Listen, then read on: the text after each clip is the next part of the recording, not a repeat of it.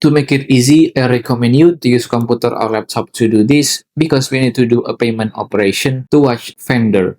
So you want to sign into your YouTube TV account under tv.youtube.com. After that, you want to go to your top right of your screen and then click right here on the shop icon, which will open up this networks and add-ons. And then you want to click on all and then scroll down and try to find Fandor. Right here on Fandor, you want to click on it. So you can just add the Fandor to your YouTube TV membership and you can get 7-day free trial by paying for $4 per month. So just click on next to complete your purchase with debit or credit card or even your PayPal. After you buy the package, you want to go to your top right of your screen and then click right here on the search icon.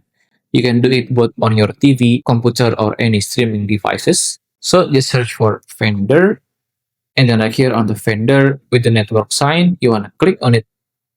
And then you can just scroll down and see any series, movies, or documentary that you want to watch on Fandor.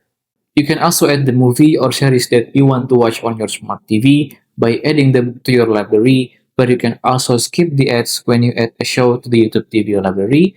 And to do it, you can just choose on any show and then click on the three dots and then click on add with the show name, or just click on the show and then click on this plus sign.